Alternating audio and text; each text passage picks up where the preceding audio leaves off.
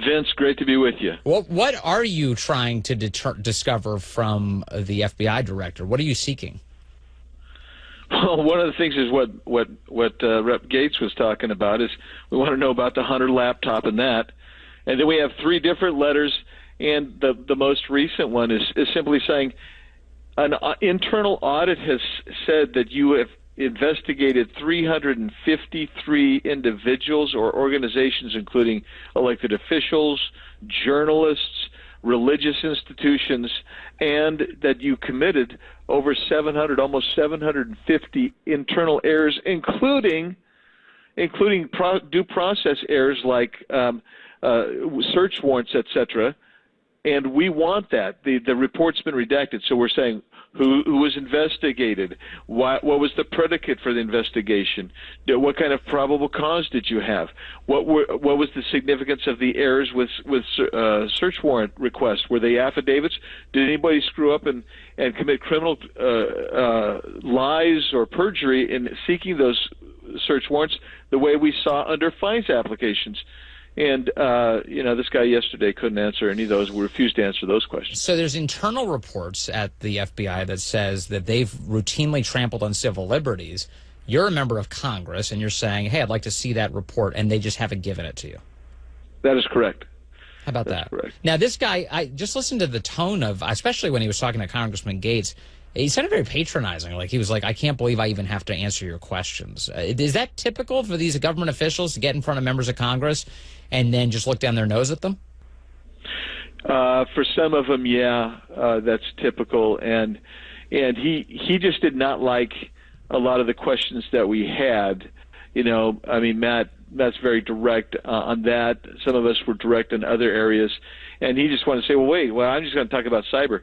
So even when I asked him specifically about cyber security issues, he didn't answer and wouldn't answer. So it's not unusual, Vince, and the Democrats refuse to hold these guys accountable for that. Yeah, I imagine you plan to change that when and if Republicans take over affairs, especially in the Judiciary Committee there. This Hunter Biden laptop story is getting renewed attention today because the Washington Post decided to finally acknowledge its authenticity. This is something that was well established in the lead up to the election. What if any questions do you have on this subject? Well, first of all, I want to know about media suppression. I want to know if there was collusion between the FBI and the police apparatus who had the laptop. They knew what was on the laptop. And were they in collusion with these media outlets to suppress that information? If you take a look at some of the polling, more than 50% of Democrats had no idea, never even heard of the Hunter Biden, much less the laptop. And when they're asked, they said when they're given a poll question, well, if you knew it contained this information, would you have still voted for Biden? And something like 10, 11% say no. Well, that would have changed the entire electoral outcome. And then you got the former CIA guy saying that he helped change the entire direction of the election by suppressing information from getting out. This is absolutely an abuse of power, and we've got to get to the bottom of that. The Washington Post in its report today said, quote, the Post did not find evidence that Joe Biden personally benefited from or knew details about the transactions with CEFC, this is the Chinese energy firm, which took place after he had left the vice presidency and before he had announced his intentions to run for the White House in 2020. Now, my understanding, Congressman Biggs, is that's not true, that there is actual evidence that Joe Biden at least was supposed to receive money from this financial arrangement closely connected to the Chinese Communist Party under the guise of this email that indicated that he was the big guy. Tony Bobolinsky, Hunter Biden's business partner, said that very thing in public on the record, and yet Tony Bobolinsky's name and the status of the, quote, big guy never appear in this Washington Post coverage. What do you know? What kind of questions do you have about Joe Biden's involvement here? Well, I think you need to take Bobolinsky's testimony And if you look at it, it basically points right at Joe Biden as, Hunter Biden, he couldn't open the door. Joe Biden was the key to unlock all the doors, and the big guy is supposed to get 10%. But where else did you see that type of potential corruption? You also saw it in Ukraine. You also saw it with Hunter Biden getting something like $3.5 million from the Moscow mayor's wife. So you have a series of international corruption potentials going on here. So we got to get to the bottom of that, and that's related directly to what Matt's talking about, to the computer and the contents of the computer that apparently the FBI has. Matt actually submitted a mirror copy of that to the record of the Judiciary Committee. Today, Congressman Gates did submit, as you point out, Congressman Biggs, into the record a literal physical copy of the hard drive, of Hunter Biden's hard drive, into the congressional record. It seemed like, he asked yesterday for unanimous consent to send this hard drive in, and I paused for a moment because I said, what's the chairman, Jerry Nadler, going to do? Is he going to stop him? Is anybody going to object?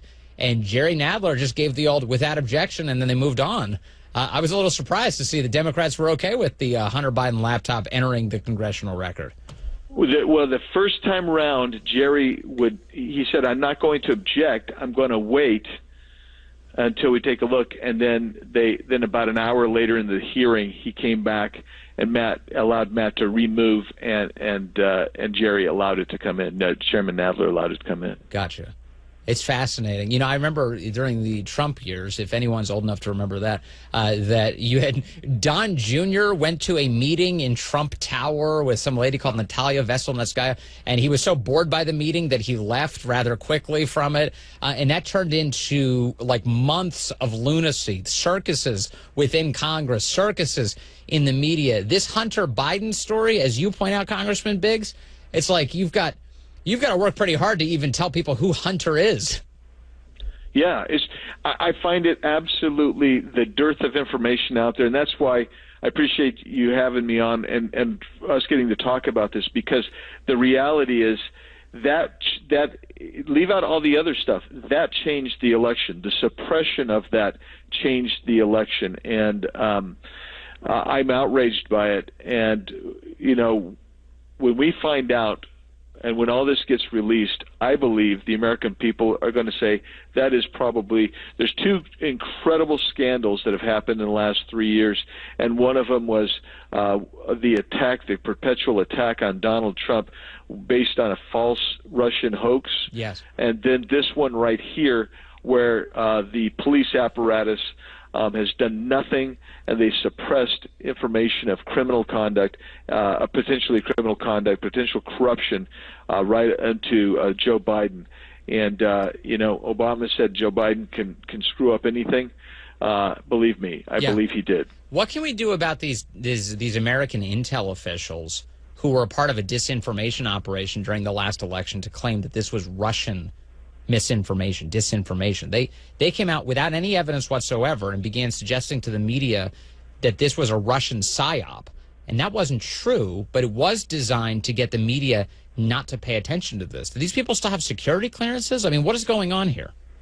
They still have security clearances. We've written letters asking their security clearance to go, and now Matt and myself and some others, we've introduced legislation to remove their top security clearance. It's embarrassing to think that these people, first of all, they had no business doing that. I mean, that's in my opinion, that's a violation of the Hatch Act potentially.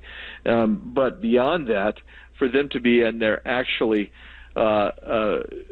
leaking, if you will. I mean, it's like that Vindeman character who was, in my opinion, was illegally leaking material because he didn't like Donald Trump.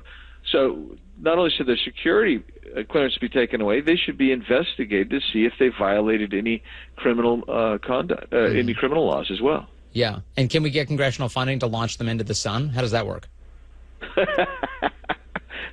We can probably get them on some, there's a lot of money that's flowing around right now. I'm sure there's money to do it. Yeah, there's money out there. Congressman Andy Biggs, thank you very much. I really appreciate your time today on a bunch of